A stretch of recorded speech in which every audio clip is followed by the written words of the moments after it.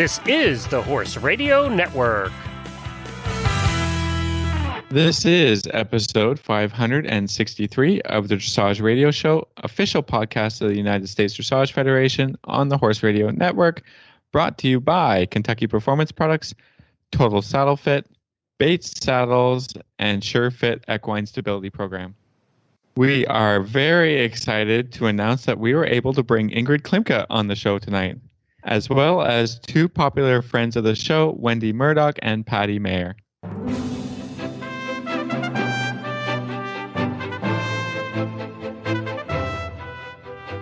This is Reese Koffler-Stanfield from Georgetown, Kentucky.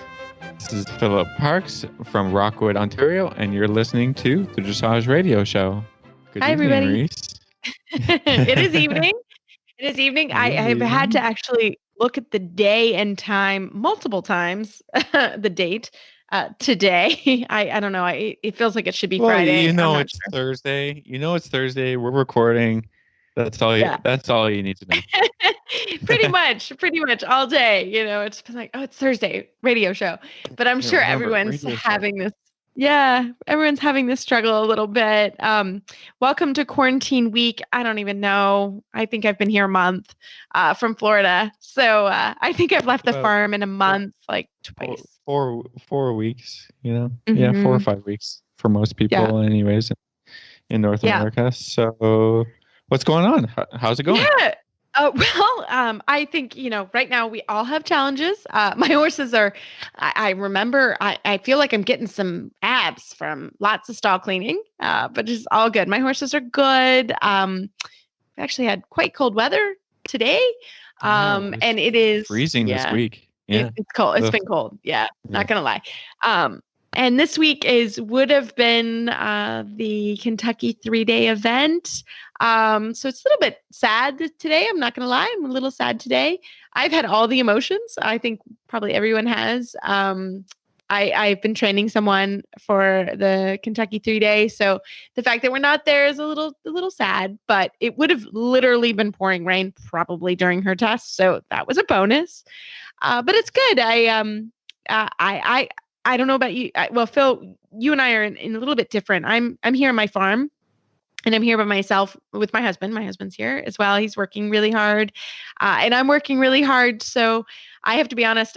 I've been sleeping pretty well because by the time I get in, it's 8:00. We eat dinner. I do night check. I take a shower. I do a little yoga, and I am out for the count. So I have 8 horses here that I've been doing. So I'm able to ride because I'm here on the farm, and so I've been that's been a challenge. That's a different challenge for me. I don't typically do chores. Not that I haven't in the past, but normally. So I've got a little fitter, Phil. Not gonna lie, I'm getting pretty fit. Well, I've been a little bit getting my exercise through our new little partnership with Dressage Rider Training. Yeah, tell everybody about that.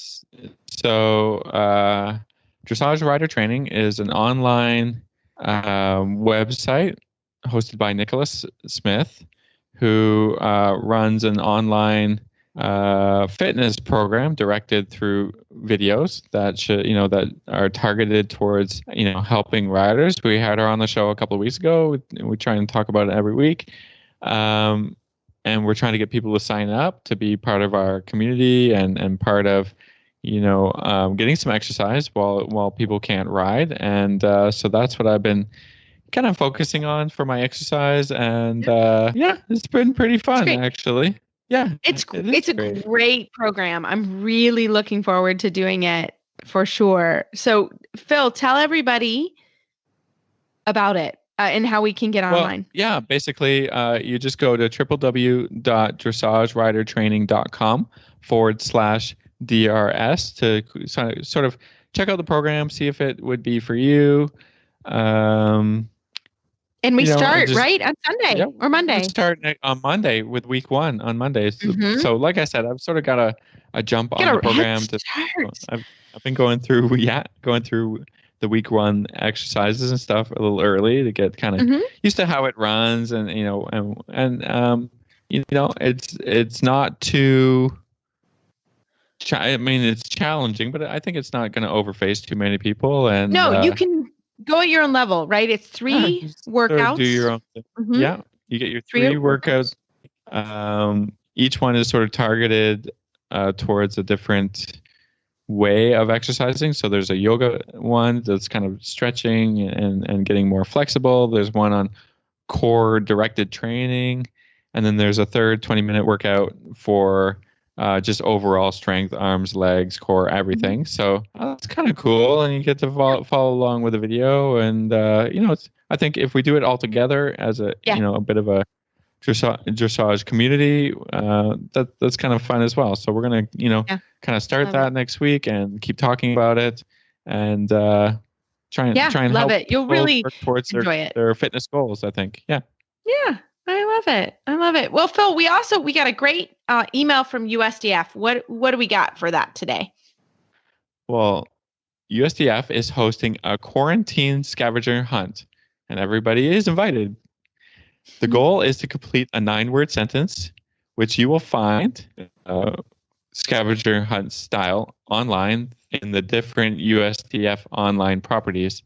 So after you've kind of figured that out and email your completed sentence to contest@usdf.org to be entered into a prize drawing. They will be giving away 5 USDF online store gift cards ranging from $50 all the way up to the grand prize of $200. So that's entries awesome. are due by May 1st. Go ahead and get the full details. I didn't do a good job explaining it, but you can get the full details on the USDF website under announcements. So check out announcements on usdf.org, and they'll tell you all about how you can do a quarantine scavenger hunt. Sounds pretty fun. I love it. Yeah, no, I think for everybody, again, quarantine is different for wherever you are in the world, and what's going on. But I love that. That sounds fantastic. So Phil, we have one. We're trying to keep it light and fun, but we do have one thing we really want to talk about, and that's kind of the plight of the school horse, right? This is near and dear to both our hearts. But you've been really seeing this online this week, haven't you? Yeah. Well, I mean, I have friends, I have clients, we're all involved in the horse industry, and especially in dressage and, show jumping, in my life. I've been very influenced by people who are running school horse programs or lesson programs, and they're really getting hit hard through this pandemic that's happened, and that nobody is able to go out and ride horses.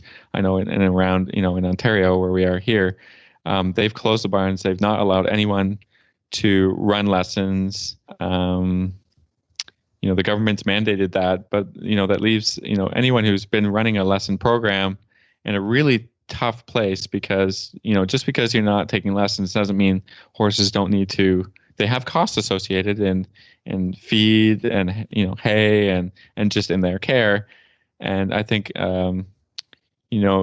people should think about that and think about the different barns have had. You can see them all online, like online fundraisers for helping to support the school horses, because these people can't just go ahead and sell their horses. Or nobody's buying horses right now, and I think it's just it's really sad. And there's not specific government programs to help these businesses out.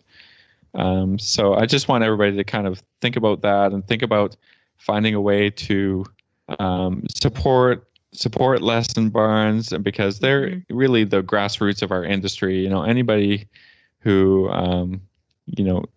doesn't own their own horse probably leases one or co-boards one, and right now all of those farms are having a really tough time. So that's all I've got to say about that. I really feel for them. Yes, I do too. And thank you for I think we're all paying attention, but I think it's really important that we Yeah, watch those horses for everybody. So if you can help your local school program, please do that. Equine Canada has something going on. There's also equestrianaid.com. They have some programs. So there are programs. If you need anything or anything we can help with, feel free to email. Yeah, Phil and I if there's somebody who who knows about a big organized program, please let us know, and we come on the show, talk about it, because we want to support the school barns. Yeah. Absolutely. We all need those horses and ponies. They're amazing. So, Phil, thanks for bringing that up, and we really appreciate it. We're gonna get the show rolling. We've got a great show. Actually, we got a huge show for you guys. So we're gonna get it rolling. Again, we've talked about it. I've even started listening to podcasts myself, and I don't mind a little longer episode right now. But we're gonna get started. So we're gonna have a commercial break from Bates Saddle, and we're gonna come back with Wendy Murdoch. She's got some great stuff going on. Bates Saddles offer highly specialized saddles for every discipline, engineered to bring out the best in you and your horse. Underneath the finest European leather, you will feel the power of innovation. For you, the rider, enjoy instantaneous comfort, optimal balance, and seamless contact with your horse, leaving you free to concentrate on your aids. For your horse, the Care Cushion System and Easy Change Fit solution ensure the absolute comfort and your peace of mind. Revolutionize your riding experience and fulfill your true potential by riding in a Bates saddle. See your local retailer for a test ride or visit batessaddles.com to find out more. That's batessaddles.com.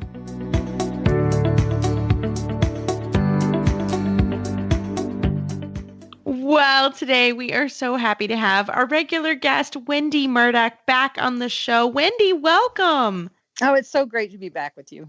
We love having you. And I will say, you and I, and Phil too, but this was supposed to be a special week here in Kentucky. It is the Rolex, it's not Rolex anymore. It is the Kentucky 3-day event week.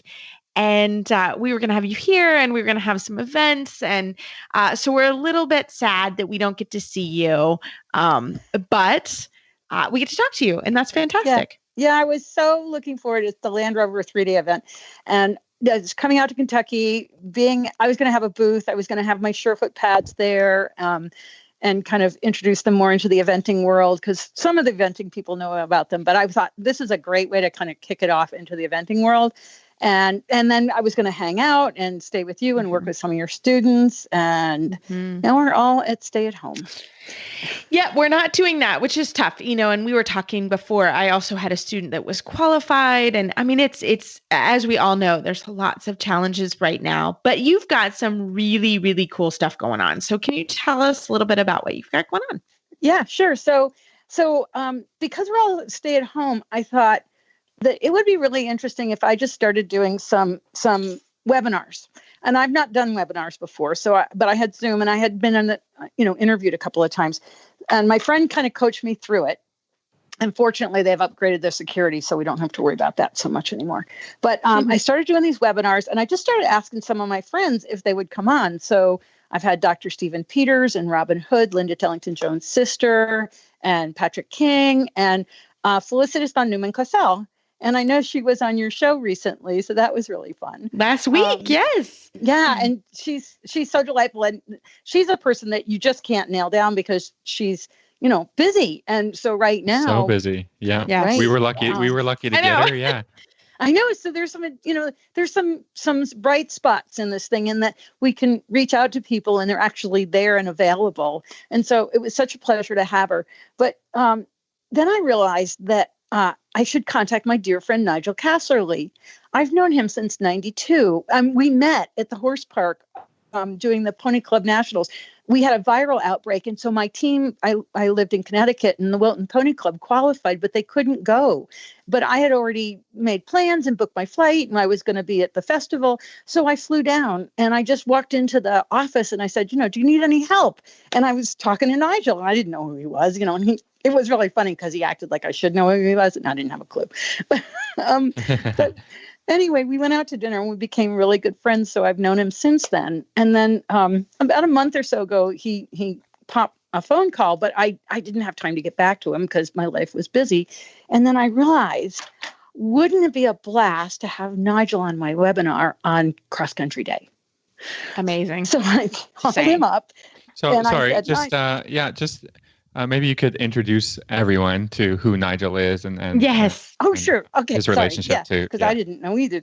Nigel announced at the Kentucky Horse Park eventing for the 3-day for 36 years. And so, he was considered the voice of Rolex, and just his voice is so distinctive. And I actually helped him out in 2006. I went and just was part of his crew, string and wire and that sort of thing. So, I called him up and I said, would you like to be on the show and talk about 36 years of announcing Rolex? Because he has crazy stories because he would know all the inside things. And he said, yes.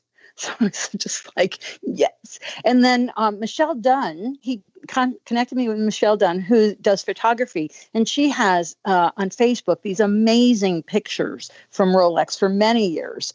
And so I contacted her and she gave me permission to use some of her photos. So I'll have photos and I'll have pictures of Nigel. But the best part, because I started looking on the internet to see if I could find old footage. And then Nigel contacted me and he said, he has this VHS tape. So Brad, my husband, drove up. He doesn't live that far from us. And he drove up and met him part way and brought it home. And we just put it in the VHS player. And it's from 1982. And the footage is perfect. And it's so fabulous because it opens up with the colored bars and the tone and then the countdown. And it's KET TV. It's Kentucky. And then here's Nigel with Denny Emerson introducing what they're going to talk about. And then the rider is Kim Walnes. And I just think it's perfect. So I haven't seen the whole thing because we're converting it onto DVD right now. So then I have to put it onto my computer so I can play that for the webinar on Saturday. But I just think it's going to be a blast because, we can't be there for the real thing, but we can remember all the old days. And when there was only the big barn and there, right. Yeah. And, Rolex Kentucky 3-day event, which is now the Land Rover Kentucky 3-day event, is a huge part of my life too, because I'm from Kentucky and it is really a huge community show. And it's incredible. 80,000 to 100,000 people go or something. Yeah. It is a huge event now and it's a huge thing to cancel. We have Kentucky So and then we have the Derby. And so, for Kentucky right now, it's very sad for us because this is it's a huge party actually for like two weeks, Yeah. We have people, we have cocktail. I literally just go to the wine store and get wine and cheese and cocktails and just have it ready because it is literally a party at the farm every night. And so it is a little bit sad that this isn't happening. And I know Nigel, like his voice is like a voice from my childhood, it's so I have a particular understanding of what you're talking about. And if you do get a chance to look at any of the footage of Rolex and or Kentucky and what happens. And it's just an amazing event. Literally today is Thursday. We're recording on Thursday. And we call it in quotation marks, a holiday for us. We literally take the day, we usually give the horses off and we, do those stalls and chores in the morning. And then we go shopping. Literally the entire barn goes together and we all go shopping for the day. And trade show, this year, right? Yeah, it's a huge trade show, huge. It's and amazing. we would have hung out with you, the Sherfoot booth, like for sure. We would have come and hung out. And I was going to share a booth with Eric Kraut. He was coming from Oklahoma and, he does rehab on horses. And so we were going to share a booth. So I was going to get to meet Eric. And I remember I went to grad school at UK, University of Kentucky in Lexington from 81 to 86. So I would go from 81 to 86 to watch because I was living in the town. It was really, it is, and it will be back. And that's the thing we have to remember is it's not gone. It's just on hold and it will be back next year. And that's the thing is we really have to keep in mind that this will not die and it will be stronger. And, hopefully your student's going to qualify again. And maybe this is an opportunity to kind of just do a little downtime with the horses. I know in Florida, apparently everybody's working on their horses to improve them, to get them really well and fit while there's no showing going on. That's right. Really and busy. Yeah, I mean, I think that's literally what all the riders that we're talking to, and I think all of us, we're doing that. We're just saying, step back. There's no pressure to show, so you can really work on throughness and suppleness, and work on things like the Surefoot pads. Right? This is a great time to take some time with the Surefoot pads when you have time to work with your horse. They're great for helping core stability too.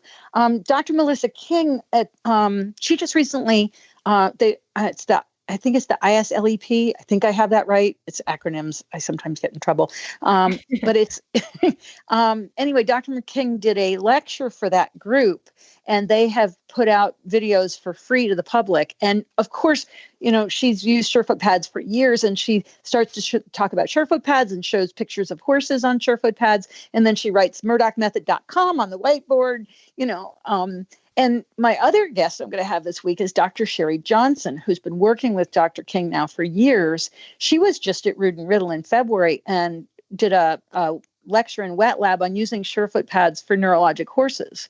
Now, I always tell people when they have a neurologic horse to call their vet because I can't diagnose. But Dr. Johnson has developed protocols to use the pads to help these neurologic horses, which is phenomenal. Oh, that's really cool. Yeah. Yeah. She's going to be my webinar guest on Friday, and that one you do have to register for because it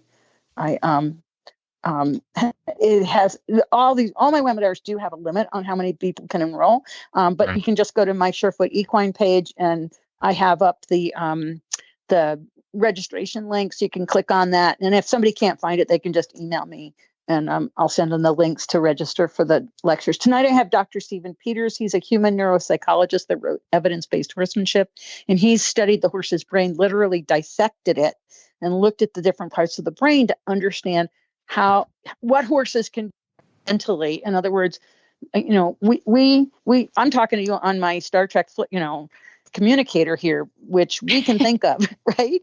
We can imagine things and make it so. And horses don't have that capacity. So it really helps to understand how the horse's brain works when you're thinking about training, because when we understand how simple they are in their thought process, then we can back down and recognize that horse isn't doing that to me. Or so many people go, well, he should know better. Well, why should he know better? He's a horse. And so it really helps to understand learning and training and that kind of thing. And in people too. Well, I'm listening to Dr. Peters. So he's been great. And we've had Bob Belker from Michigan State, who's like the hoof guru. And all my webinars are on my YouTube channel, on the Surefoot Equine YouTube channel. So anybody can go back and watch all of them, which I've had so many people tell me that there's so much information that, like Bob's lectures, we did 2 because his internet died. He didn't put enough quarters in. So we went back. Well, the internet right now, girl, we can tell you, we can attest to it. Everyone's using it. So it's a challenge. Yeah. But we have 4 hours of lecture from Bob. That's just amazing. And people have already been messaging me and going, I'm starting to think about my horse's feet differently and use Bob's ideas. And so it's just great to have, we wouldn't be able to have these connections and get this stuff recorded to make it available if we weren't in this situation.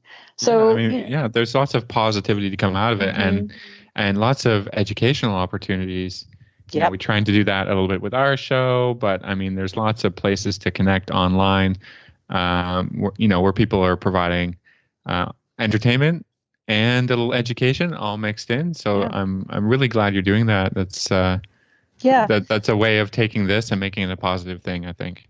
Absolutely. And I've done 3 online courses with CRK training, and what Callie King has done is made all the courses available. Normally she has them closed and then launches them, but because people are at home and it's a great time, like my courses have a lot of unmounted stuff that you can do at home if you can't get to your horse, that's going to improve your riding. And believe me, when I do my Feldenkrais work, I used to go for 9-day trainings and come home and my horse would say, great, now go back and do more. Yeah, it's true. Yeah. So those online courses are available at CRK training. I think if people just go to the effortlessridercourse.com, they'll get there. But yeah, I mean, it's a great time where people can just kind of deep dive into information and learning that we'd otherwise be so busy, we're like trying to fit it in around the corners. And here we can really immerse ourselves and learn, I've had to learn how to do Zoom meetings, which has definitely been an immersion. Oh, girl, I don't look good on them either. I'm just saying, I can do my hair or not. I still look the same. I finally cut my bangs. They were so long. I couldn't see. I mean, let's be real. We're all, these are all things that, yeah. Mm-hmm. At home haircuts. Yeah. Yeah. So Wendy, are your webinars, are they complimentary? Like how, or do you pay for them? How does that work? They're all free. They're up on my YouTube channel, Surefoot Equine. They're all free and they're available. They're all an hour long, except for Bob's, because he has a lot to say. And, you can just go there if you want. You can subscribe and then you'll get a notice when I put up a new one. And if you want to know who my guests are, so once a week on the weekend, I put up all the links in an email to my guests for the next week. And I put it up on the Surefoot Equine Facebook page in the banner so you can see who the guests are. But if you just go to my website, murdochmethod.com, and join my email newsletter list, then you'll get that email in your inbox and you'll have all the links. You can just go to the person and click on the link and register for the webinar. And it's free, but there is a limit. So, you want to make sure that you sign up early. And then if you miss it, because the biggest thing is I have an audience around the world. And so I change my times to, like sometimes it's at 1, sometimes it's at 3, sometimes like tonight's going to be at 8:00 because, there's the Europeans that are earlier and the Australians that are later. And so I try to move it around to kind of let people come in that might not otherwise if I kept it at the same time. But I love how now you're doing the webinars. So again, what was the website again so people know? So my website is murdochmethod.com. Just join my email list, and the webinars are on the Surefoot Equine YouTube channel. And of course, it's Surefoot Equine and Murdoch Method on Facebook page. And that way, that's like I say, I kind of cross post between the two right now with the webinars. She had waited all her life for this moment, dreaming about it since she was 10 years old. The trailer ramp touched the ground. He whinnied as she backed him out, swinging his head around to get a good look at his new home. His coat gleamed in the sun. Her love had arrived. She was breathless. He was beautiful. She could hardly wait to tack him up and start off on what she was sure would be the best times of her life. This love story is brought to you by Contribute, providing essential omega-3 fatty acids that help maintain low inflammation levels throughout your horse's body. The horse that matters to you matters to Kentucky Performance Products. Call 859-873-2974 or visit kppusa.com to order today. Well, today we are so pleased to have Ingrid Klimke. She is a German Olympic eventing and dressage rider. She has appeared in 5 Olympic Games from 2000 to 2016. She's won 2 team gold medals in team eventing in 2008 and the Summer Games in 2012 as well. In 2016, she won the team silver with Hale Bob. Ingrid, welcome to our show. Hello, nice to meet you. And we are so pleased to have you on in this time. It's such a difficult time around the world, but a benefit for us is that we get you on our show. You're not quite as busy. Normally, I would be very busy getting the season started. Yes, exactly. So Ingrid, tell us right now, what is it? Again, I'm in Kentucky in the U.S. and Philip is in Canada. What right now is coronavirus doing to you and your stable? I'm living in a small city called Münster, and from the beginning on, it was closed, what means we were allowed to keep the horses in condition, but not really to work them or not really go out for condition training, not leave the barn.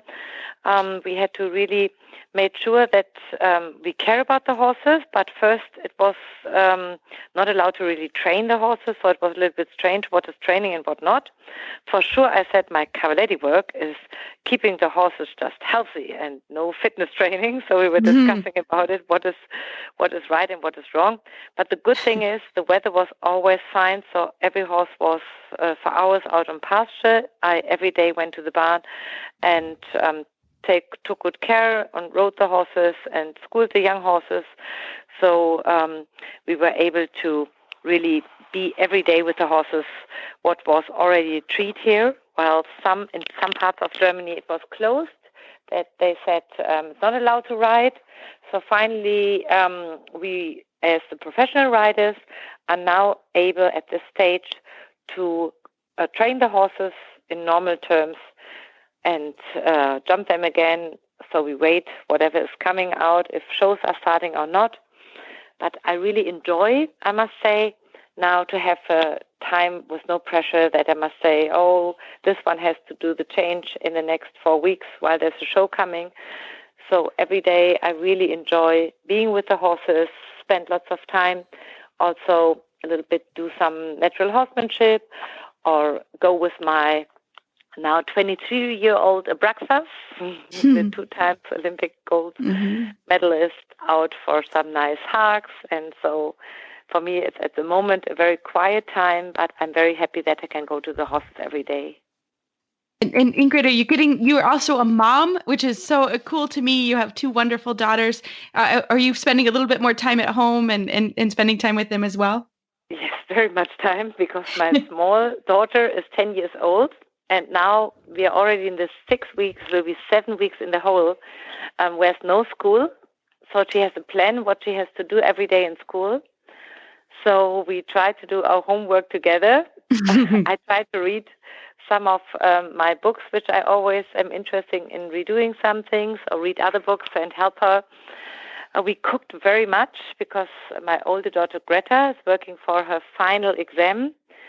She doesn't know if it will take part and when it will take part. So this is also a big change every week here in Germany, when they are allowed to go to school or not, or can they finish their high school or not. So we hope that all her learning and her work she's putting every day for her last exams, that they really will take part. So we are really enjoying our wonderful home, the garden, the dogs, and I'm starting cooking as much as I haven't done the last 5 years for sure. But we practice some fun things and some mousse from Toblerone, for example, which is our favorite now. And I'm very happy that my family is healthy, because we all live here around, my brothers, and especially my mom, who's getting 80 this year. So we always try to keep her quiet, because she's very busy, like we all are, and she always wants to meet people, and it's everywhere. So we try to tie her up a bit and explain her that we really want to be with her all the time, but it would be more safe for her if she takes more care. And so now she's coming to the horses and watches me riding, and with a good distance. So we all are getting a little bit of a routine now in try to at least see each other from the distance and stay in touch. So, normal challenges. Yeah. So I just wanted to ask you how it's affected your maybe your teaching business, or the other things that you would do. Yes, it's once a week, for example, I do an open training day where people can come to my barn, and I explain them the horses, and we do some sessions with jumping, with dressage. They can ask questions, and it's always booked out. So now nobody's allowed to come. I'm not allowed to teach, and unfortunately, even our head trainer, Hans Melzer, or my jumping trainer, Kurt Gravemeyer, they were not allowed to come, because I'm not allowed to teach, but we also are not allowed to get lessons. So this will be changing. Luckily, they said now in 1 or 2 weeks that the professionals are allowed to train and give lessons again. I hope that that will start, because business-wise, for sure, I enjoy being much more with the horses, and my students at home, they said they have a marvelous time while we learn theoretically and practice. I ride it, I show them, then they are able to try it again. But business-wise, especially with my sponsors, I try to ask questions for them, and we try to make new plans, what we can give. If they can't really go out to shows, and I can't do any course walking, and so I know that each partner we are two sides. It's not only the taking, it's especially important for me also to give. And so I hope that the time will change, that it will be more open, that people can come and that I can do some seminars and shows will start again and not be quit for the whole year. That's really my big hope. Yeah.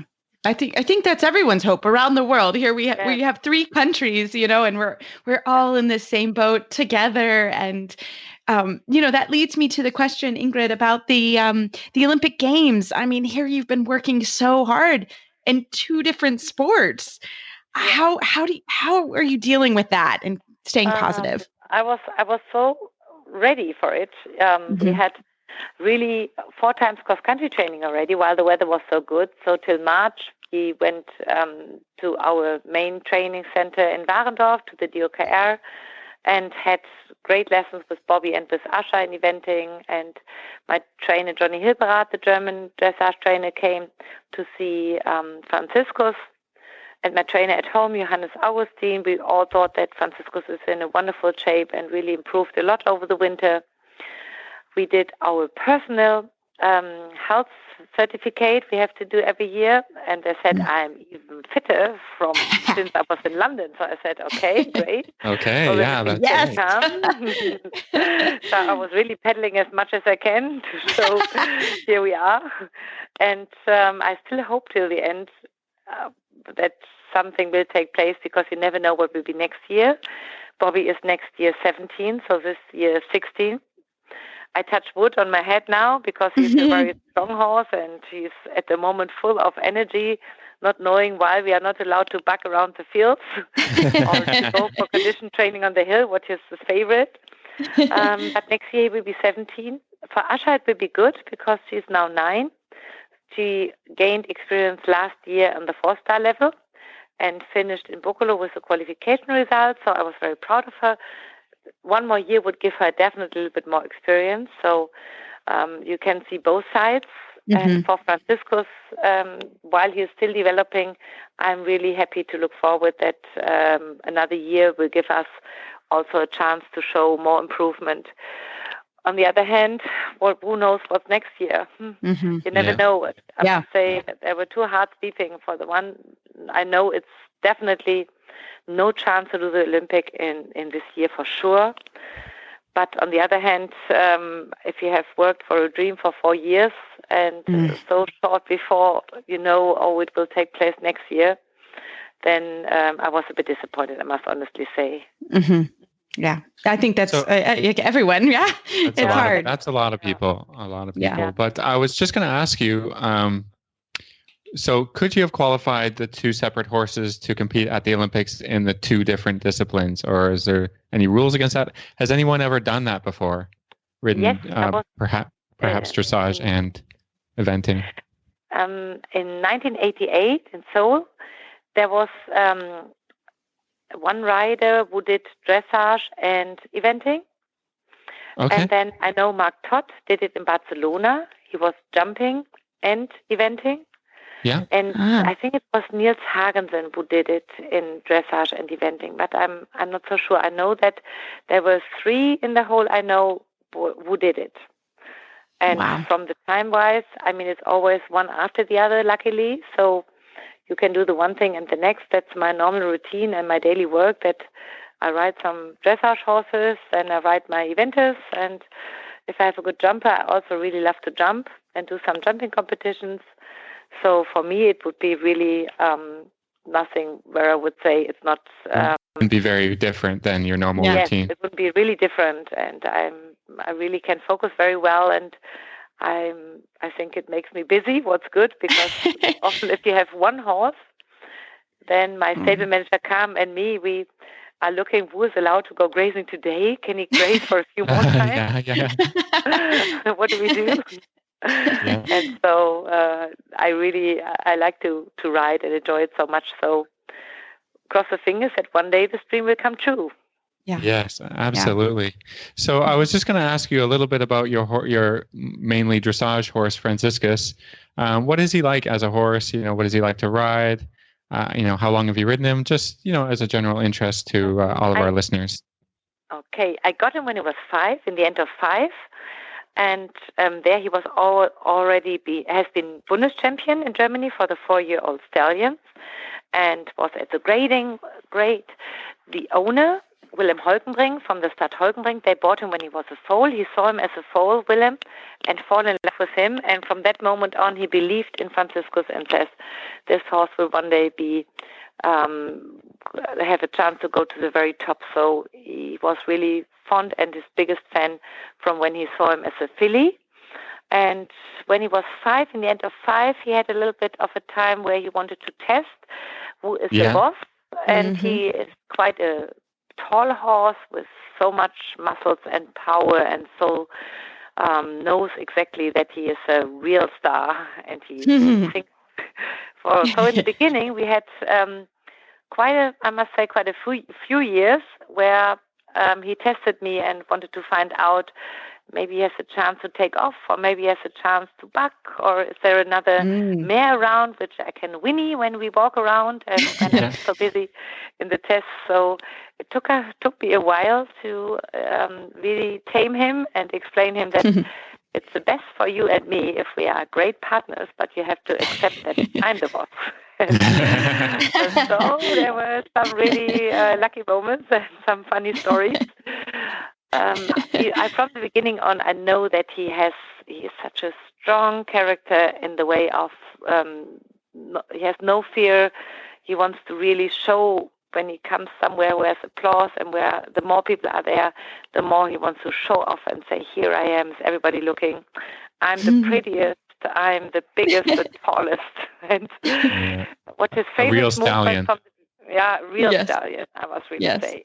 On the one hand, on the other hand, he is so sweet. I mean, when you have him in the stall and when you go, spend time with him sometimes on the bigger shows, I really also like to be the groom, like I was last year in Stuttgart. There, my groom went home with my eventer, and I said, I stay here with him, and so I can really take more time to build the confidence, to build the trust, to have a better connection, that he really is winning now when I'm coming, and I really know that we are have a good relationship and a good partnership now. So he really is very sensitive, sweet horse. Some people couldn't believe in the beginning, while often he looked like a really, I wouldn't say wild, but definitely he impresses everybody when he came in.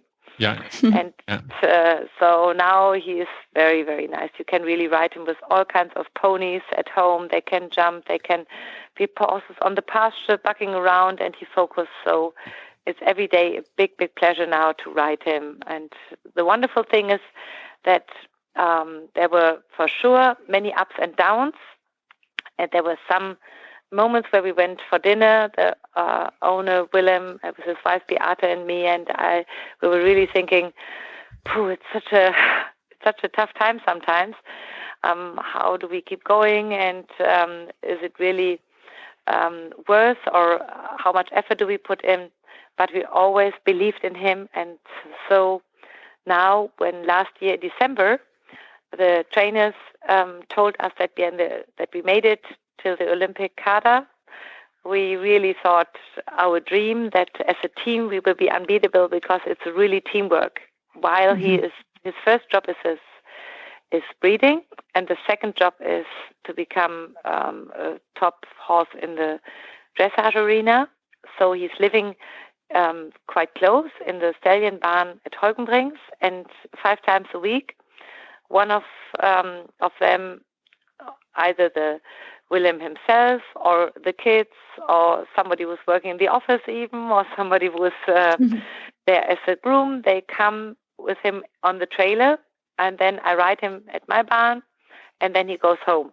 So I wasn't so sure in the beginning, can we really made it with having him not at my barn, and we tried to keep him for 2 weeks there, but with so many mares, dogs, kids, everything was always on the aisle. He felt really not happy, while there was too much going on, and too often he had to whinny and explain that he is the boss and everybody must listen to him. And finally we found out that this really works very well, but everybody takes good care of him. And I think this is really sensational. Wow. Normally you wouldn't think that it's possible, but it's working, and it still continues to enjoy. While he knows when he comes to me, then we work, and he loves cavaletti work. He loves to go on the racetrack when he has done some good movements in the dressage. Then as a treat, I put the stirrups 2 holes up, and then we go nice round cantering, what he really enjoys around the pastures. And so I really know that we are now in a relationship where we still can grow, let's say it like this. So my next question is a little bit related to what you were just talking about. I know that you are really good about cross training all of your horses. Dressage horses do jumping, and your father was the Cavaletti king, and now you've taken over that. How much cross training are you doing with Franziskus, a horse at the top of his level? What's a typical week look like for his training schedule? So I have him 5 times. So one time he has off, 1 day off. And the other day is either he is lunch at home, or Sophie Holkenbring, the daughter, she just goes for him for a little hug and makes him round and long and low and plays a little bit with him round, so he has an easy day. And when he's with me, normally I really love to ride him in the snaffle, because I like to take the double for the show. So normally I ride him in the snaffle, and I have the cavaletti in walk, trot, and canter every day in my arena. So then I can choose, do I do some walk exercises, or I walk a few times over the walk cavaletti, then I trot in the stretching phase. I trot forward, downwards, on the circle, let the rein through my hands over the trot cavaletti. And then in canter, I use them a lot with him for collected canter, that I put them on the circle, and then I smaller the circle in travers, bigger the circle in shoulder in, canter a few times over the cavaletti, then smaller again, and then do some medium, and come back on the other hand. So the collecting the canter has a reason. If you collect, and make it sometimes for the dressage horses too often or on a too small a circle, they found it really hard. And if they have the cavaletti, then they have to focus and figure out the stride. So the stride, they jump much more with the inside hind leg higher over the pole, and canter in a quality collected canter. So this is one of his favorite exercises. And I must say, in trot, if I use the cavaletti for trot work sitting, then while his regular trot is already so quality from his hind legs footing under the center of gravity, then I have to put it on the second level. So then he has an extra amount of lifting his legs higher. For him, on the lower level, it's like nothing, because he's like this. So all the inventors say it's good, but for him, we need the second level.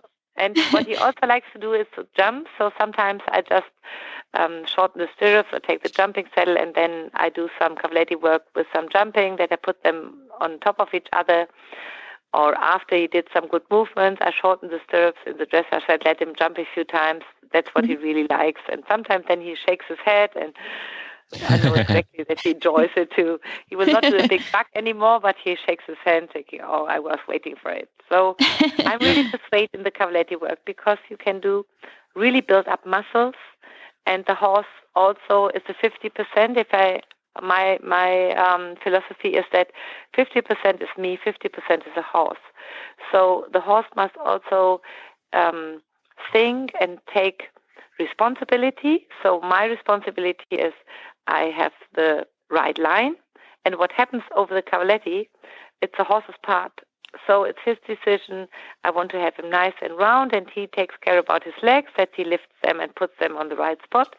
And I don't come with my driving aids, and I try to give with my hands, so he feels, oh, I'm very free, and I can really open up and swing with my back. And so I have my exercises that I really watch the half horse and my transition points.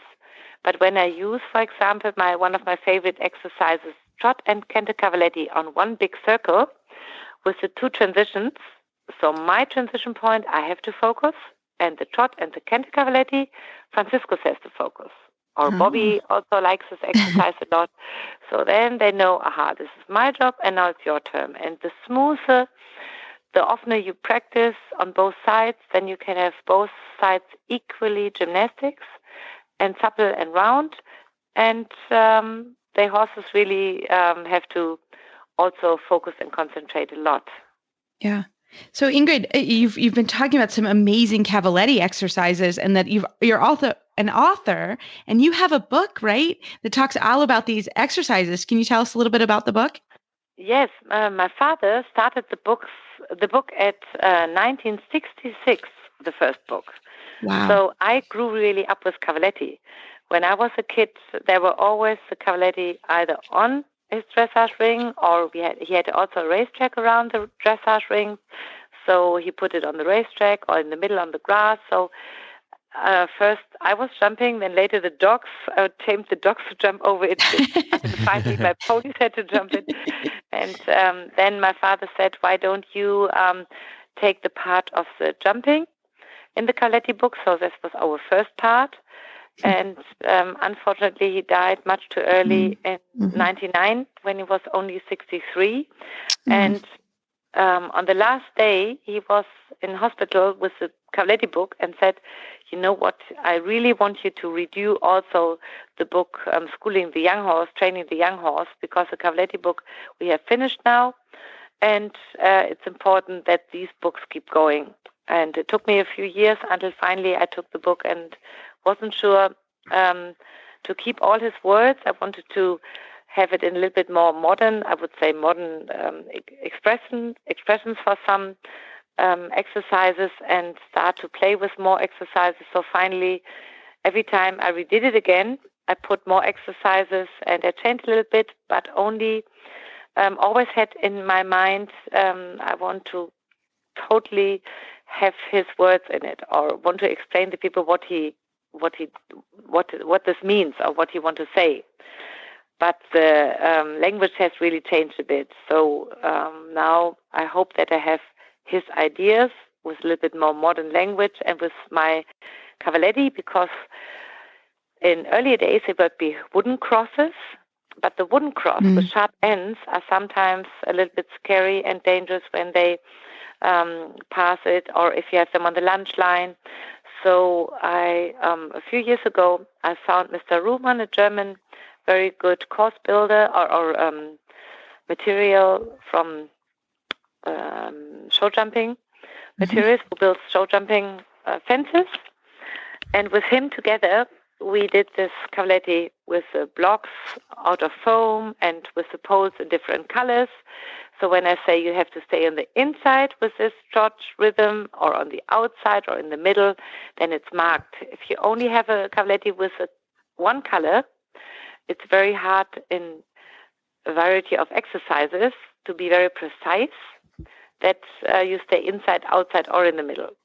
So the new cavaletti you can do everything with it. You can put them on top, you can use them for lunging, you can use them for jumping or for dressage exercises. And if you know, they are taking place every day with all kinds of horses, or all young horse, older horses, dressage, eventing, and you see how they enjoy it and how they gradually really gain muscles, then I couldn't even imagine to bring my horses up to the top level without them. And so, Ingrid, how can our listeners find the cavalettis? Can we purchase them around the world? Yes, I was in Canada last year, and there, luckily for the clinic, they had 8 cavaletti. So first, there was a question, is it really worth bringing them, and can't you use other ones? I said, I really want to bring them. Well, then I can show all the exercises, and with other ones, it's sometimes harder. So I was happy that we did it, and many, many people wanted to buy them. So they were thinking about shipping some over. I was in Australia, in Melbourne, in February. They have had them, and many, many people wanted to buy them. And I was in England, the same. So if the people really see how they work and read the book, so that they have the measurements, because you must have the measurements right, and then the horse has a good chance to figure it all out, and then you have to go out and practice and try. Well, just so everyone knows, you can find the books at www.horseandriderbooks.com. And Ingrid, what's your website and how can our listeners find your website online? You can find it in Germany at www.klimke.de. And on the website, you see all the books and also the link to the Cavaletti and to my sponsors, because a big thank you to the sponsors who really still support me, especially in these difficult times where everybody has to take care that we all stay healthy and still try to keep going in the positive, optimistic vision that one day everything will be over and we have a chance to come back to normal life. Yes. And I want to really thank to my wonderful team, because now sometimes we have difficult time with the shortcut here and there, but they all really work so hard and try so much to support, all the support from my family. I cannot thank enough to be so privileged to have so wonderful people around me. Thank you very much. Thank you so much, Ingrid, for coming on the show. Okay, have fun.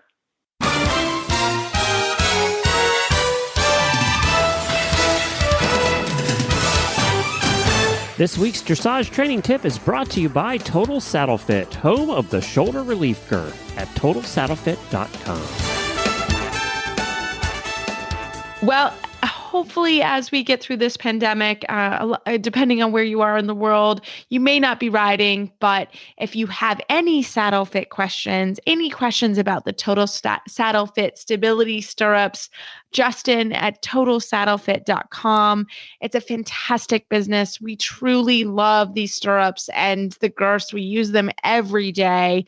And I can tell you, as we know, I put them through the ringer. And Phil, as I've been by myself, my assistant made sure that I'm cleaning my tack and oiling. But they're great products. We can't thank Justin enough for sponsoring the show. And take a look at Justin at TotalSaddleFit.com. And if you're having any saddle fit issues, he's the person to talk to. So we can't thank him enough for his support. Well, tonight we are so happy to have back on our training segment, Through the Levels, Patty Mayer, international rider and trainer. Patty, welcome back to the show. Thank you. Thank you for having me. Have you had fun? Everyone had fun this week? Fun training their horses? Pandemic. I don't even know what week it is. I don't even know what day it is, but still during the pandemic. Patty, I've got to just ask you real quickly. You have the cutest produce stand. They're coming off your farm, and you had this. It's true. Patty and I have been dear friends for many years, over 20 years, and on Facebook. And she's in California, and I'm in Kentucky, and I'm learning all about real friends. We have been real friends. We're real friends, not Facebook friends. Real friends. Yeah, real friends and Facebook friends. But yes, you've got an amazing produce stand that you're giving to your neighbors. Tell us what produce for. I've never even heard of some of these items. I have. I am a one human, right? And I have about, 60 plus fruit trees on my property and probably 40 artichoke plants and just vast amounts of stuff. Lots of grapevines. There will be many potatoes in a few weeks. So, I have almost everything that isn't horse, like everything that isn't a riding arena or a stall is, or almost everything is an edible plant. And of course, there's way more than I could ever eat in how many oranges can you eat? Exactly. So, how many drinks of oranges can you have in there? That's right. I have, maybe 18 blood orange trees and probably another 10 orange trees of different varieties and apples. And so I've got lots of stuff. So I've always wanted to I give them to my neighbors. And so I've always wanted to have a fruit stand. Obviously I call my neighbors and say, come pick stuff, but I've never actually just picked things in the morning and put them out on the street in my little tiny fruit stand. And I've been doing that for the last month or so. And it's so much fun. People are having a great time with it. If I put out artichokes, they're gone in a minute and a half. I want you to send me some. They look amazing. Oh yeah, for sure. And I have, and everyone now knows how to make a margarita with blood oranges, and which is good. So cute. And you were asking about finger limes. I've got a bunch of finger lime trees. They're from Australia. If you look at your pinky, the limes are about the size of the top two joints of your pinky, or the top two parts of your pinky. And they are essentially like lime boba. So you either bite them open or cut them open, and there are little kind of pearls of lime in them. And they're amazing. And you can I saw the photos. I was like, that is so cool. I'm currently Googling it. I'm not going to lie. Like, I'm looking at it right now. Googling. You're kind of looking at finger lime. And what was the other one? Know, again, loquats. Okay, so I didn't know what that was. Loquats, yeah, see, there you go. Loquats are this really kind of, first of all, they're perennial. They're an evergreen tree with beautiful big flat leaves. And for about 2 weeks in a year, they have these beautiful fruit that are, you just pick them and eat them from the tree. And they taste like a very, very delicate peach. And so it's a very pretty tree year round. And then they have this kind of amazing fruit.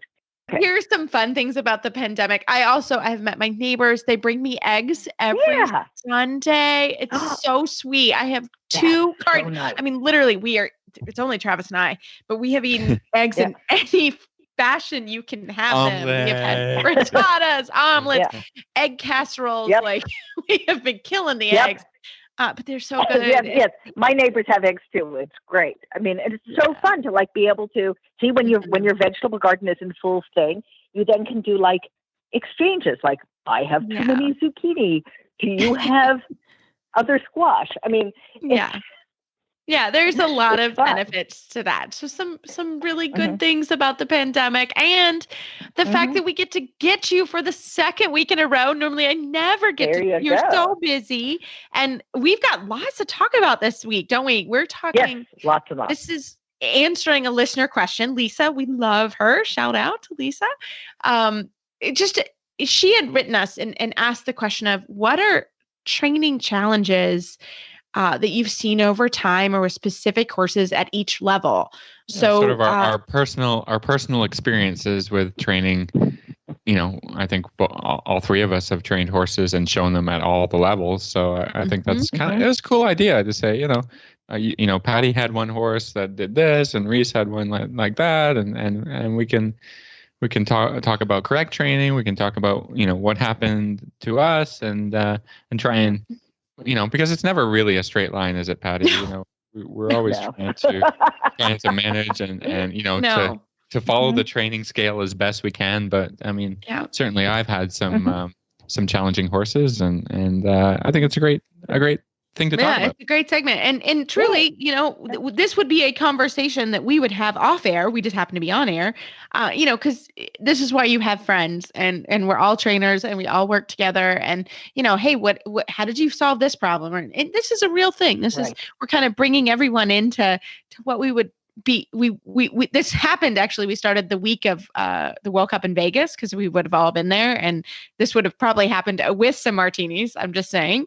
But we thought it would be a really good idea to share kind of our conversation. So we are now at 2nd and 3rd level, and we were talking off air how this is a critical time in horses training. Lots of stuff happens. So let's start with 2nd level. So Patty, start us off. It's 2nd level. First time you're going to hit collection. Tough time. So start us off with some things that you've. It's the first time you're going to hit collection, but it's also the first time you're going to hit some stuff that at least for many of us, let's say me on occasion, you could have forgot to teach them rein back, because who does that? And you're at 2nd level, and you think, uh-oh, wait. So I want to start with rein back, which is, something that anyone can teach a horse. It's super, it does sometimes take 2 people for me. I do teach them, and there are lots of ways to teach rein back. Let's start with Conrad's way, right? You do a little bit of a turn on the forehand. So you get them inside leg to the new outside rein. and then you rein back with a slightly light seat and your outside rein. So if you have done a turn on the forehand away from your left leg into your right rein, you're going to use the right rein to rein back with a slightly light seat. Awesome. And I'll tell you, that super helps baby horses. It's an incredibly nice baby horse friendly way to do it. For me, the other things are, I do try to help on the ground.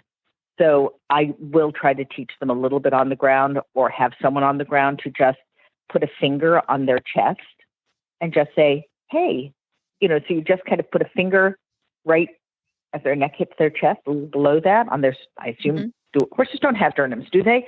And you push back a little bit while somebody is then giving a very light aid, because you have to explain to a horse that it's okay to move back, because we spend all of this time saying, no, forward. Yeah, true. And then they think, oh my God, something bad's happening. It's like, no, it's fine. You can go backwards too. It's all right. And I absolutely, and I mean, to me, the thing that, you are always training by giving, right? You are never training by giving an aid. You're always training by releasing that aid, or by rewarding. I think that is nowhere more important than in a rein back. That, you can't just stand in the stirrups and pull them back.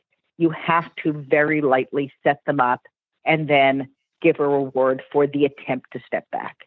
Because the idea is they have to step back in long diagonal pairs. And that's unlikely to happen the first time you try it.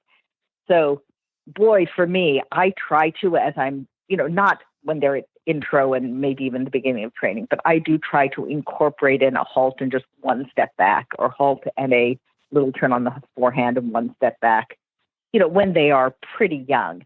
Because I've just had the experience where I've gotten second level and thought, wait, I forgot to teach them. Yeah. We've all been there. Forward. Oh, wait. Yeah, it's true. Yeah. And it does take them a while to think it's okay. Yeah. Well, I think in my program and over the years, I mean, I've had horses all the way from being born. So I sort of try and teach a little bit the idea of my ability to make them back off of the halter and a lead line from, maybe a month being born. And then they have to respect your space. And so I, just sort of, I'll get in front of them, or I'll get just a little around to the front and to the side, and just teach them the word back. And like when I move towards you, you have to respect my space and get back, and and just in ground training, and then they get introduced to it again in the bridle, but after they've been learned to lunge with the tack on and with some side reins on, then actually you can effectively teach them a little rein back in a long kind of frame. They got to keep their nose, because the foals and stuff, they they go backwards, but they will put their head up, and it won't be in the correct. But I think it's just really helpful. And again, at the next stage where I'm going to get on, get around the mounting block, teach them to walk up to it and go back when I want. So it's sort of something that's incorporated in groundwork really well from the word back. And then then when I get into riding, so then 5 years old, and then up into 6 years old is probably usually when I introduce the rein back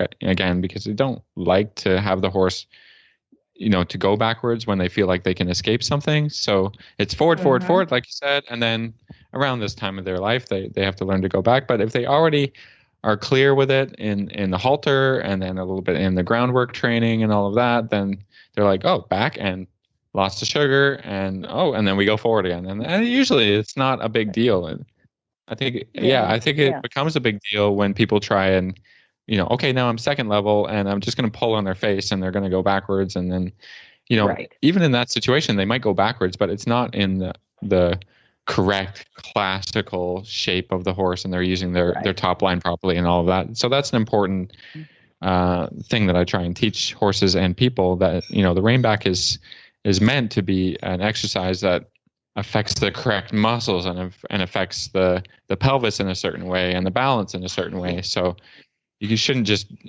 be satisfied with, the horse goes backwards. that's not really the point. And that's where people get confused and horses get confused. So that's my 2 cents on reinback.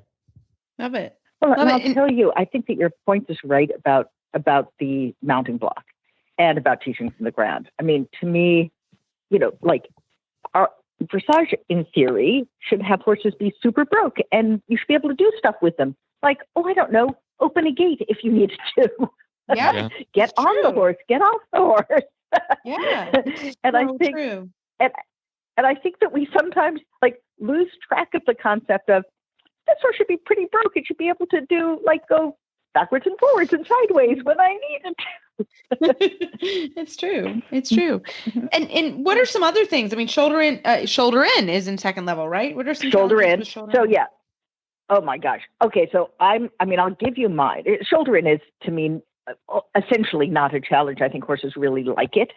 I think it's not like horses will misbehave in a shoulder in, but it takes them a little moment, and I don't think a long moment, but a little moment to realize it's okay to get their shoulders off the rail, because, baby horses have shoulder glue, as you recall, like they really want their shoulders on the rail. And so I will have started pretty early, making sure that they can be ridden a little in a shoulder 4. So not a shoulder in, so not quite that much angle, but just a little bit of a shoulder 4. And I'm going to tell you my cheater method of teaching shoulder in. So USDF, forgive me. We've already taught them a leg yield. So I will leg yield to the rail and push their haunches out and keep their shoulders off the rail. That is totally the cheater method, but it's actually sort of nice for a baby horse. And I'm not saying that's the only thing I do, but it's one exercise I'll use so that they think, all I'm doing is that thing I've been doing for a while, that leg yielding thing. This is sort of a version of that. And it seems to give them confidence and keep them forward. Other than that, my real feeling, and I try to teach this to my students too, is that the shoulder in is essentially the first step of a circle, the first step of a volte. So you think about taking the horse off the rail and then not taking it the rest of the way off the rail in the circle. By the way, the haunches in is the end of a circle, right? So I will consistently think, am I sitting in the right way to essentially start a volte, start a small circle, and then I'm just going to use my inside leg to push them down the rail. That essentially gives you the right angle, the correct angle, and the correct bend. What I see, well, we'll talk about judging in a minute. But so there you go. Those are mine. Do other people have things? Yeah, I mean, also in second level, you've got hunches in, right? And then you have, go ahead. And then canter walk transitions. Those are also big challenges that I kind of start the canter walks. I try to start it early, so it's not just like, oh, wow, there's this thing called canter walk and walk canter. Phil, how about you? I mean, I think, the second level is introducing the fundamentals to pretty much everything that we do towards all the way to, Grand Prix, like we were talking about last time we were chatting, transitions and, they're all important. I think what I try and help horses in this level is not to say this is supposed to be a pre-St. George shoulder in, or this is supposed to be, a travers introduced towards, half pass. I think you've got to kind of lower your expectations about, you always want it to be good and you always want it to be correct. But I think when you're teaching these things, you have to say, this is okay for right now. And this is working well for me. And I have control. I have bend. Okay, maybe the horse isn't super uphill, or, maybe the horse isn't as in front of my leg as I want to be. But I always have to check myself to say, I don't want to ask too much at this level. I'm introducing it and I'm building confidence to the horse, for all of these movements, like if the horse, comes from canter and jogs a little bit into trot and then gets to walk, I have to say, this is okay for right now because I'm building strength, I'm building confidence. And I think you can overphase the horse a little bit too much when the expectation is put too high right away. I totally agree. I think that it's super important to not overface a horse. I think you can overface them in dressage absolutely the way you could overface them at a fence that's too big. And if you do that, you put yourself back 20 steps. And, so then I'm about to misquote Podolsky, and I believe he said one bad ride takes 6 weeks to correct. Maybe it was 6 months, but I think that's right. And I think second level and third level are the places that it's easiest to overface horses. With that said, if you're going to head into a show arena, it does have to be correct in angle, correct in bend, correct with the, we're wanting to use these things to help develop collection, not just show collection. And I do want to go back to Reese's point about canter to walk because we're working on that with Junior right now. So I have a ginormous, I don't know, he's still growing because he just turned 6 this week. So he's 17.2 and extremely long. So he's a full Dutch carriage horse with ginormous gaits, a super good ability to sit, a lot of power, way more power than I can handle all the time, for sure. And we are trying to teach him canter walk. There's a lot of horse to organize to do that. And we've done a few things to try to help him. And yes, we reward the inclination. I mean, this is a big thing to me. You reward the inclination to do it right. So the second a horse tries to do something, even if it didn't succeed, they need to know that the effort is appreciated. Yes. And even if you reapply an aid, fine, you reapply an aid, but you don't hold the aid. So with Junior, and again, he's ginormous and I am not a huge person. And so we're using things like a 10-meter circle at the canter, trying to get him super collected within the canter, more collected than he would need to be at second level, just to allow his body to figure out how to walk from that. We're also throwing a canter to halt a little bit. And again, is it perfect? It's not. But to some extent, he just needs to know that cantering doesn't mean canter to trot sometimes. Sometimes it means something else. Yeah. And sometimes if in my brain, I think canter, now we're going to try halting, then I actually get to walk. Yeah. Yeah. No, it's true. I mean, that's so much, right? That's the first time. And, in first level, you do so many canter trot transitions, which I'm not saying isn't important. It will come back in intermediate one, I2, Grand Prix. And Grand Prix. Yeah. Oh, canter trot, super important. But I found when you teach canter to walk, even the horses are like, but you've told me to trot forever. And you can almost break their brain a little bit. They're like, how do I organize my legs in such a way that we're supposed to walk? I mean, So it's the struggle is real. It's hard for trainers. It's hard for trainers. The struggle is real. So, yeah. Yeah. And interestingly, because we're going to talk about flying changes in a bit, I do use one of the exercises that I'll then use to teach flying changes, which is if you have an arena that has a rail that's significant, or if you're in an indoor that has a wall, or if you have mirrors on a short side, I do a 10-meter figure 8 towards the mirror, towards something that is fairly solid, and ask when they're heading towards the rail, with their face towards the rail. And I don't mean I'm running them into the rail, but I at least want something that's going to help back them off, because at least they're looking at something thinking, oh, wait, I'm going to sit a little bit. And well, I'm not going to jump out because I'm a dressage horse. That wouldn't occur to me. And, and so, there's a solid object. You can't jump out. There's a solid object in front of you. And that, for me, allows me to use a lighter aid. Right. The other thing I agree with that. Absolutely. Absolutely. That helps so many people, so many horses anyways. And then, but that's the important part. You're doing that with an intention to use a lighter aid. If you're doing that and then slamming the brakes on hard, I think you have to reassess the purpose and sort of the training that's going on. Right. Yeah. Right. For sure. So, go on. Oh, no, I was just going to say question, because a lot of people, this is big. People are like, I don't like second level. I'm just going to skip it. Thoughts, Patty? What's your thought on skipping second level? Cheater. Do not, no skippy, no cheaty. So I mean, here's my view. If you can't keep so the reason somebody would skip second level would be because they feel like they need a double bridle to get a horse on the bit. And to me, that just is, I mean, that's just cheating. Either that means you need a different horse because your horse is running away. And by the way, a reminder, I got to fourth level pretty fast with Exact because I needed a double bridle. So, I mean, I have some sympathy, but at some point you do have to tough it out and know that you can sit an extended trot or, a medium trot, and that you can do a shoulder in with a snaffle, even if it's not perfect. And there are so many lovely transitions in it. And it is it is the first time you're doing real dressage. It's the first time you're thinking about collection. It's the first time you have basically every type of transition. It's so much fun.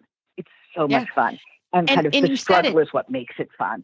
It's a struggle there. And in sitting the trot, you mentioned that. That's actually a big deal because a lot of people really struggle with that. And in sitting the trot, on some level, you gotta just do it. You gotta get the horse. It may be that you start with 4 or 5 steps and you get fitter, and then you get 6 steps, and then it may take 6 months to get the sitting trot, and you gotta go with that. You gotta figure that out because it's super important, and the balance and the fitness of the rider. I mean, that also comes in at second level, which adds to the fun and the difficulty in some cases. So let's talk about that for 1 second. I'm a fan of my students if it's their first time showing second level.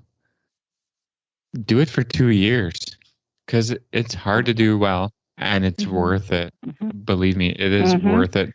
Yeah. And a lot of riders are like, they're getting really great marks, maybe in the 70s at first level, and they get introduced to second level. They spend the winter training it.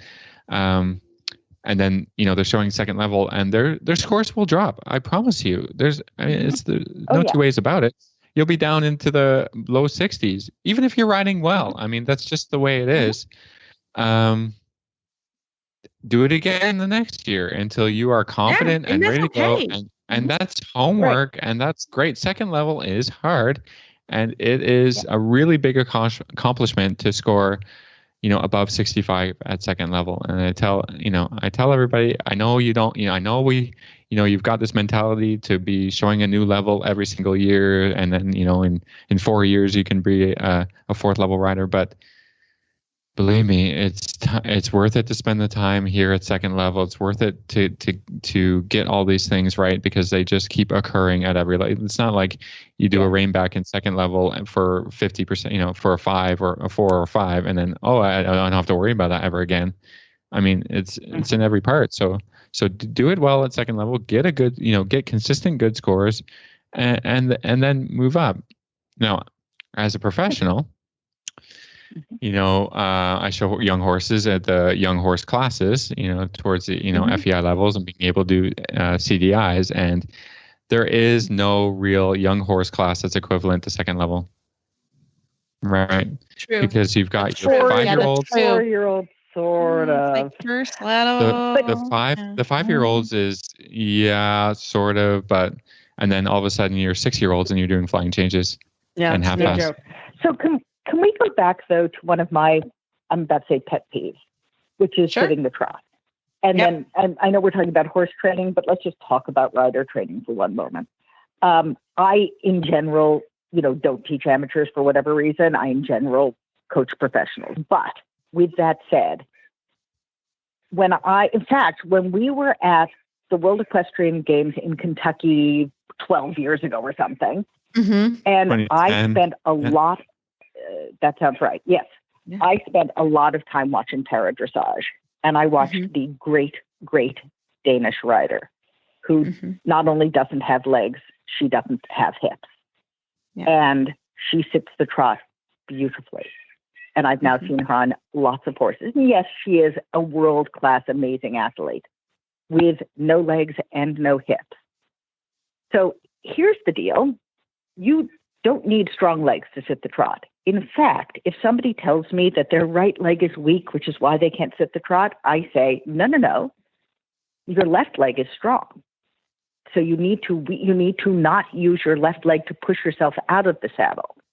Because in fact, I think what people do is they get clampy.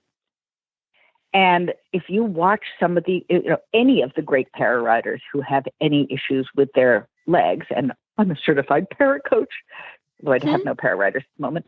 Sad for me.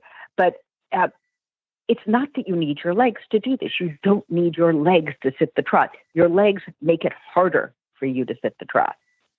And in fact, Reese, you are an amazing example of that because you have that beautiful, soft, hanging down leg that you have, that Ellen Boncha has, where you're not squeezing. We are not hunt seat riders, right? A hunt seat rider, to stay in the saddle, is going to squeeze with their legs with those short little strips and the heels way down. We can just hang our legs down and be in on both seat bones. And that's a privilege because you need to have strong abs, and you need to have some sense of balance, and you need to be not hanging on your horse's mouth.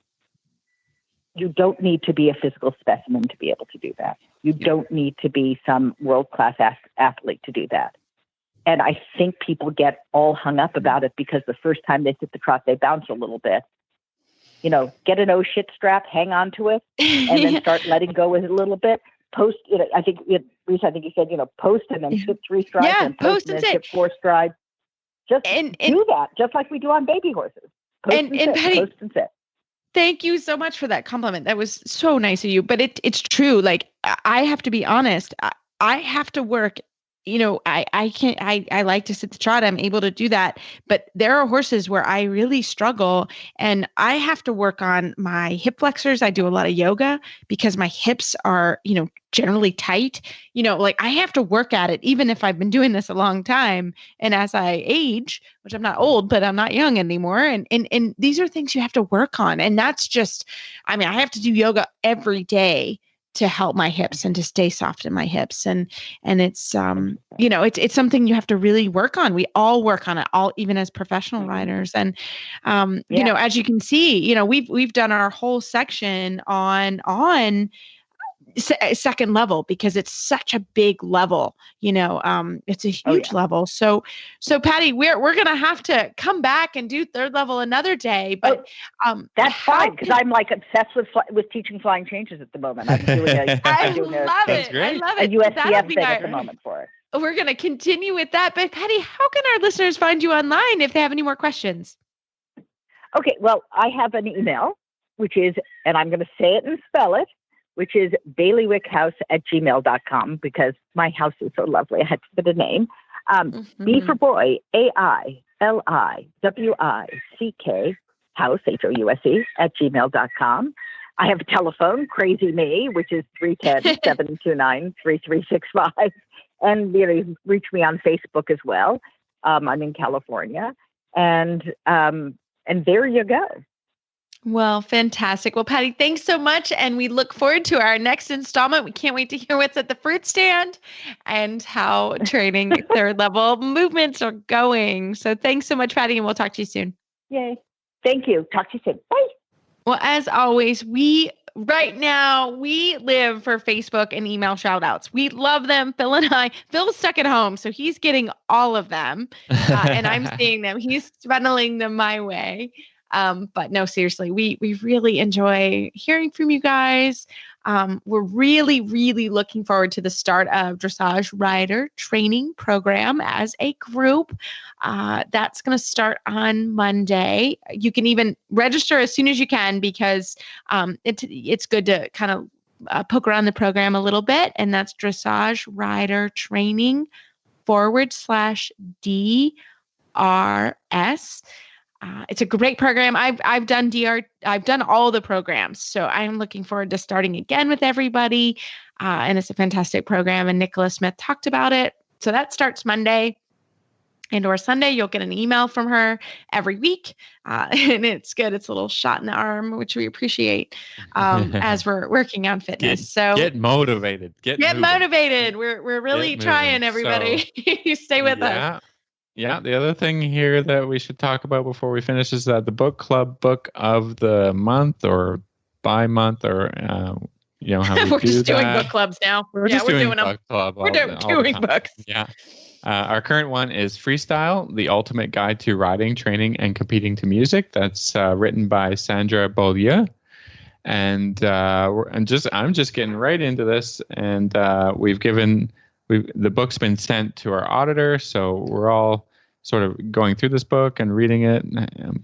It's a great time to do a freestyle. You got time right now. Really good time. Checking out music and planning this whole thing. So we thank Trafalgar Square, and you can get this book at www.horseandriderbooks.com or lots of other great books. It's a nice time to sit down with a book and work on your education, work on rider theory, horse theory. I mean, it's there's all great stuff there. So and you can. We hope you enjoyed the interview with Ingrid Klimke. All her books are on Trafalgar Square as well, and you can pop on there and grab those books because they are worth your time. Pandemic or not, they're fantastic. Well, as always, you can find our show notes and links to today's guest on our website, dressageradio.com. Like us on Facebook, just search Dressage Radio Show. Follow us on Twitter at Horse Radio. My website is maplecrestfarmky.com, and my email, feel free to email me, is reese@horseradionetwork.com. I think the best way to find me is on Facebook, or my email is philip@horseradionetwork.com. I'd like to thank our sponsors for allowing us to put on a show this week. And don't forget to check out all the other shows on the Horse Radio Network at horseradionetwork.com. Everybody, keep your heels down, your shoulders back. Please stay well and healthy at home. And we hope you enjoy the show. And we enjoy you guys as a community so much. And we are sending big hugs and thoughts all your way.